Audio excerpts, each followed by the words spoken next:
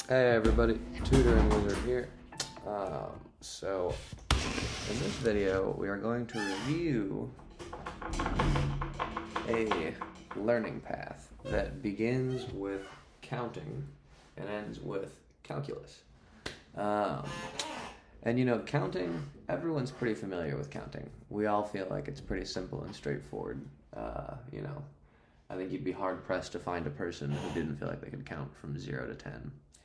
But at the other end of the map here for calculus, most people tend to feel like calculus is a pretty complicated subject. It was usually towards the end of their high school math education, maybe it was an AP course.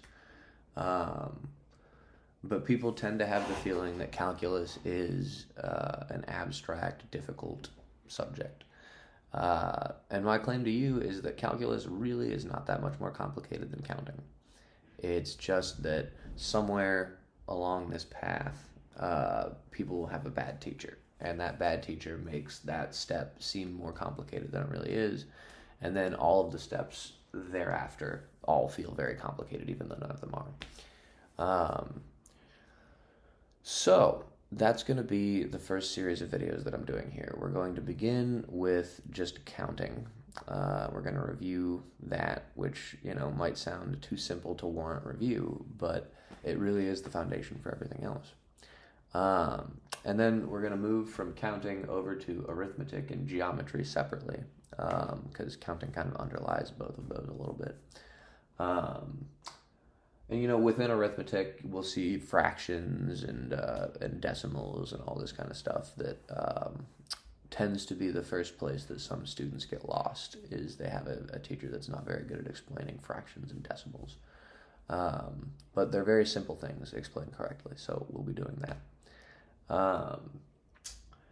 And then once you've got arithmetic down, doing algebra is really pretty simple. You just got to understand the idea of what a variable is. But if you can do arithmetic and you know what a variable is, then you can do pretty much all the algebra that they teach you all the way up through college. And then once you're doing algebra and you also have a sense for geometry a bit, you can begin doing trigonometry, which is a combination of some algebraic notions and some geometric notions. And then calculus will act as the capstone for this pathway, because it does use algebraic manipulations when you're doing calculus, but there's also a lot of geometric intuition that goes into calculus. Trigonometric functions and all of that are pretty ubiquitous as well in calculus. So that's going to be the first series of videos we're doing here. It's going to be a journey from counting to calculus, with the claim being that calculus is really not all that much more complicated than counting. It's just that there's usually a bad teacher somewhere in there, but this time there'll be nothing but good teaching. So let's get to it.